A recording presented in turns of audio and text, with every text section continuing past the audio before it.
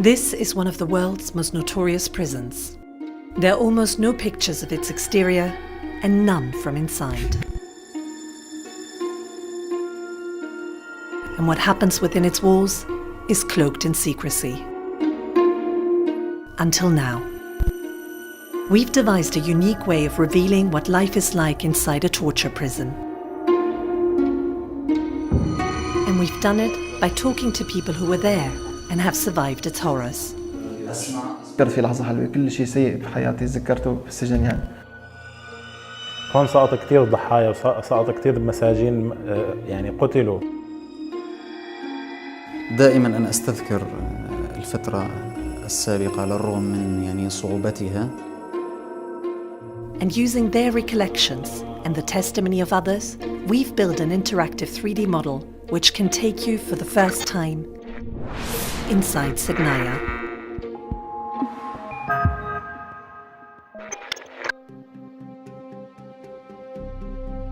In a unique collaboration, Amnesty International has teamed up with forensic architecture of Goldsmith, University of London, to reconstruct both the sound and architecture of صيدنايا prison, and to do it using cutting-edge digital technology to create our model. Starting frame, and then you navigate.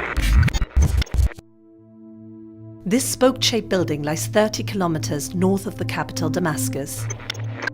It's impossible to know how many people have been incarcerated here, but one thing is clear. Since the beginning of the Syrian crisis in 2011, tens of thousands of people have been detained or disappeared by President Assad's government in a network of prisons like this one around the country. More than 15,000 have died in custody. What is going on literally behind closed doors are crimes against humanity, systematic torture, widespread abuses, thousands of people who've died in the custody of the Syrian government since 2011. In order to understand this whole world that is this prison, we have to only rely on the memory of the people who have been there. Memory is the only resource within which we can start reconstruct what has taken place. What does it feel like to be a prisoner in صيدنايا? Salam Othman, a lawyer from Aleppo, arrested for organizing peaceful protests in September 2011. 2 years, 5 months in صيدنايا. هلا أول ما وصلنا سمعنا أول شيء صراخ العسكر اللي كانوا موجودين هناك، يعني فرحتهم باستقبال سجناء. فأول ما فتحوا البراد كل عسكري مسك سجين ونهال عليه بالضرب. The model can take the user through both solitary confinement cells, group cells, to give a sense of how the detainees lived. It also allows you to navigate the internal structure of the prison and to hear, in a recreated way, some of the sounds that they would have experienced.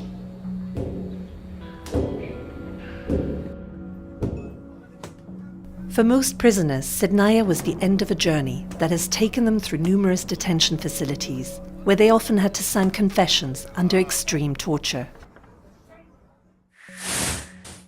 Jamal Abdu, a community worker from Damascus, arrested for helping civilians displaced by the crisis in 2012. 1 year, 5 months in صيدنايا. أنا كنت شخص ما حملت سلاح على النظام، أنا كنت متظاهر سلمي، كنت أنظم المظاهرات.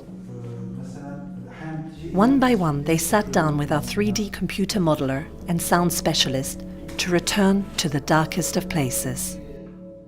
And through their painful memories, forensic architecture pieced together each detail to build a whole picture. Anas Hamado, a farmer from Latakia, arrested for attending a peaceful protest in March 2011. 1 year, 3 months in صيدنايا. هون طبعا شلحنا ثيابنا كلياتنا يعدونا، بطيحة ترفع رجليك لفوق، طبعا بالكابل هون بصير الضرب. طبعا وضعوا كل سجين بوضعية بحيث يكون منحني على الأرض، بحيث ما يجلس ظهره أبدا، يكون منحني يعني هيك الجسم، والرأس قريب إلى الأرض هو عم بيمشي. Torture under interrogation has perhaps been confined to the past. That's the intelligence agencies that have been doing that. And what we've heard about the situation in صيدنايا is that the torture there is more just of a punishment. حطونا بالغرفة، أعطونا تعليمات إنه ما بصير يطلع صوت، ما بصير حدا يحكي، ممنوع كل شيء، ممنوع تشوف. نومك بأمر، وفيقتك بأمر، وأكلك بأمر، ودخولك على الحمام بأمر. وسكروا الباب ورانا. طبعا هن وقت سكروا الباب نحن يعني في شعور من الصدمة والوهلة الأولى، يعني في رعب إنه نحن وين. Overall, everything about صيدنايا prison serves to destroy the detainee. The conditions, and they are horrendous conditions, the torture, and there are a range of torture techniques, particularly beatings, but also then acts of cruelty and humiliation that detainees face on a daily basis. People come out broken if they come out at all. لأنه وقت اللي يدخلوا الأكل إنه تحس معركة يعني الضرب، كل زنزانة يقتلوا يا رئيس الزنزانة يا أمور طلعوا اثنين يقتلوهم، يعني بتسمع أصوات يعني قلبك بينزل على الأرض من كتر الضرب. بتصير أنت عم دخل عندك هيك بترجف دمه تلقائيا ما بيدك يعني. طبعا خلال هاي الفترة اللي كنا فيها عم نتعاقب تحت أمام المفردات، في دم كتير كان بالأرض، في رائحة زنخة ودم. طبعا بالخارج كان في حالة من الهدوء التام، ما في صوت نهائي، حالة من السكون التام، يعني أحيانا صوت نقاط من الماء عم تزرب من السقف. Diab Seri, an activist from Damascus, arrested for criticizing the government in March 2006. 5 years in صيدنايا. صيدنايا هو عبارة عن سجن سكون، في سكون شديد، الناس ما بتقدر تعلي صوته، ما بتقدر تحكي بحرية، يعني أي حدا بيعلى صوته فهو معرض كان للعقوبة أو للضرب. In order to survive, prisoners developed an acute sense of hearing. These people are held in a constant state of alert, because if they knew the guards were coming and they were sneaking up on them and they were prepared, it meant that they might survive by being in their positions.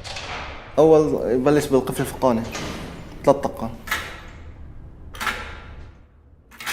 طبعا بدك تكون جاسيا، ما بصير تقعد هيك ومطمش طبعا هيك.